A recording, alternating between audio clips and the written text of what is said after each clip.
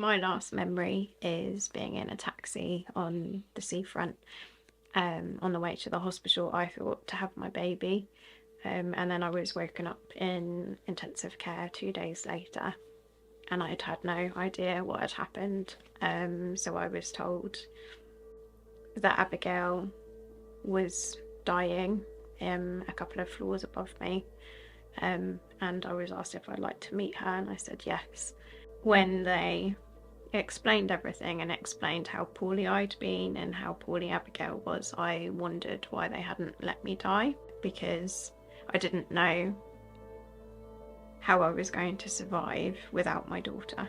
I'd gone from the happiest I've ever been to completely destroyed, without expecting it, without knowing what had happened to us.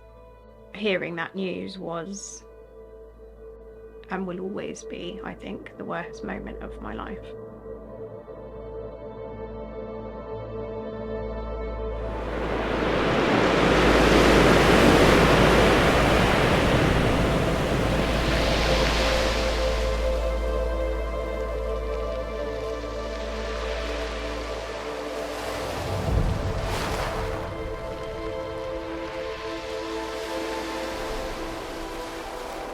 So I went into labour with Abigail exactly on my due date.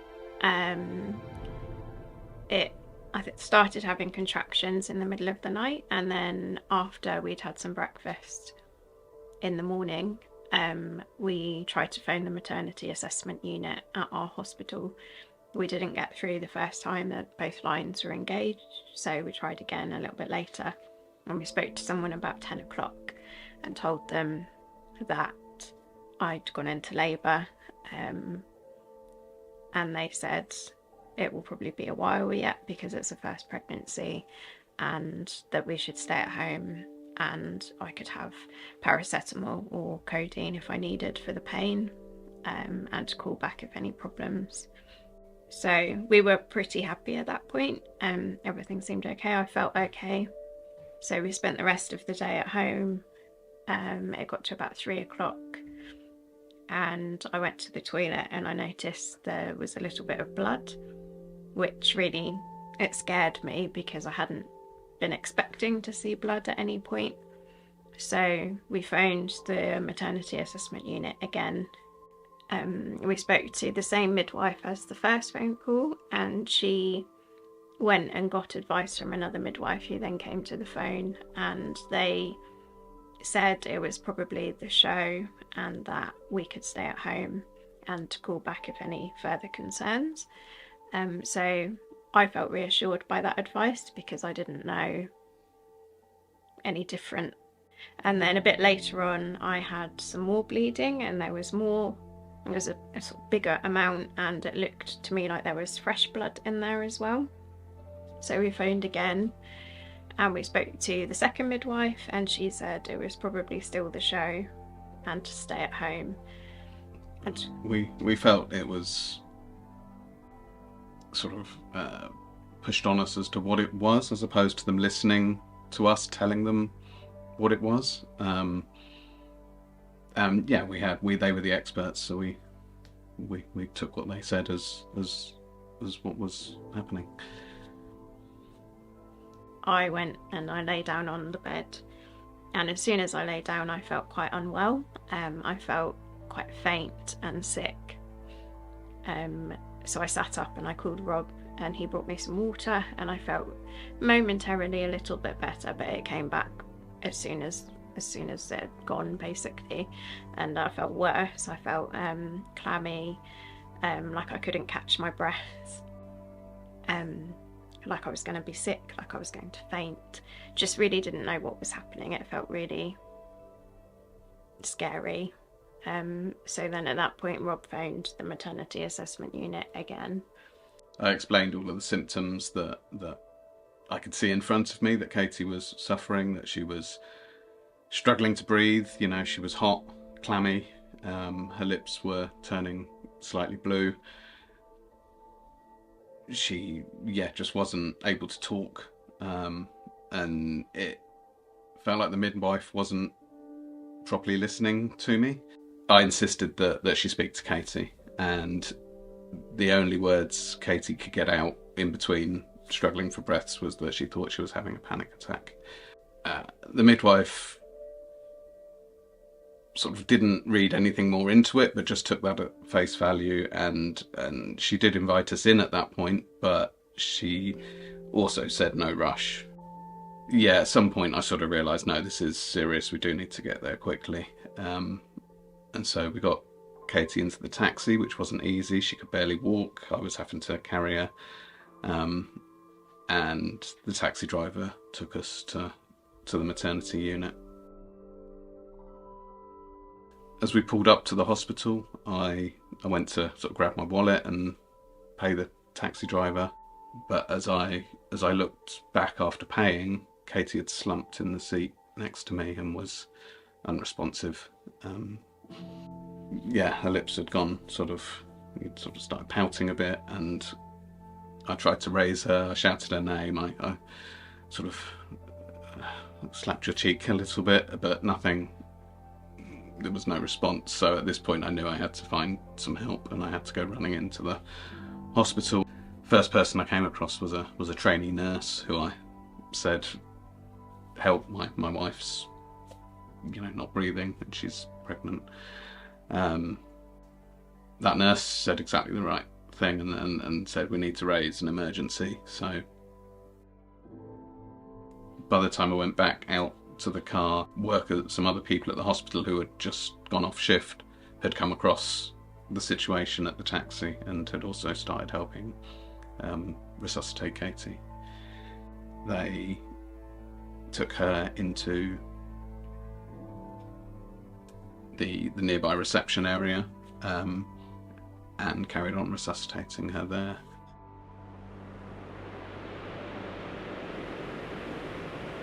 It took 20 minutes to stabilise and resuscitate Katie, but during that time they performed an emergency perimortem caesarean section to give birth to Abigail. I was in a side room at this point, so I didn't see everything, but I was aware of the activity. From there, Katie got taken to theatre and Abigail, it took them 40 minutes for them to stabilise her before they took her up to the NICU. So whilst Katie was in a coma from Friday evening through till Sunday morning, I'd already been told that Abigail wasn't likely to survive quite early on, but we didn't know how Katie was going to do after lack of oxygen herself to the brain for 20 minutes. So she'd had to have an emergency operation that Friday evening and night, and I got to see her on very early Saturday morning. And she was in an induced coma, and the doctors didn't know how she was at this stage. There was still a lot of uncertainty surrounding how Katie was going to respond when they woke her up from the coma. And so, as well as having Katie in the ICU department, there was also Abigail in the NICU, and I was having to sort of spend my time between both of them, and being there for Abigail while she was very poorly.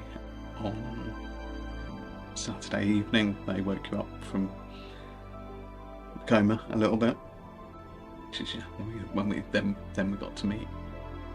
Well, Katie got to meet Abigail, and that was quite a special day for us, wasn't it? To have a few hours as a family. And then, sadly, we had to say goodbye to Abigail.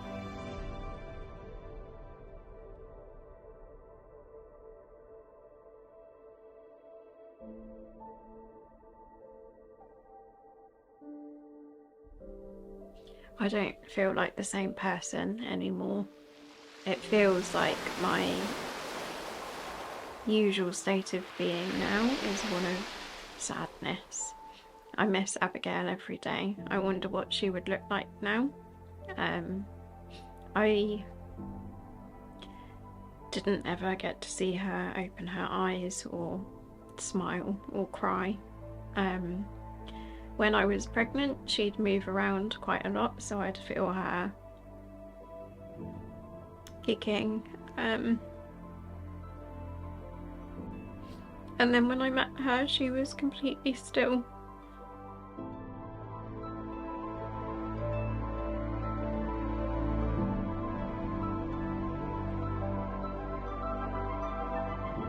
For me, it's the loss of her life and the fact that she will never get to experience any of the things in the world that are so beautiful. Things like the sun shining or seeing the sea. Things like that she'll just never know, and she'll never make friends. She'll never have any of the experiences that she should have had to look forward to in her life. But added to that is the trauma of not understanding what had happened to her.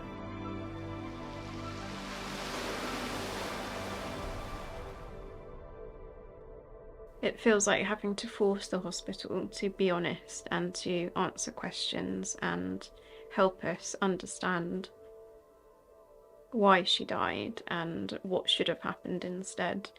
And it feels like that's been a battle that we've had to fight for the 2 years since Abigail died, and it's hard to overstate the damage that's done to both of us. It has meant we've not been able to grieve properly. It's destroyed my trust in the NHS and every kind of public body.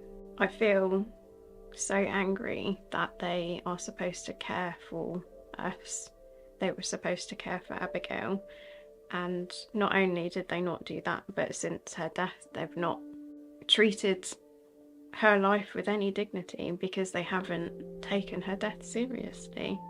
I just feel completely changed as a person, and I miss the person I was before, and I miss the life that we should have had with our daughter.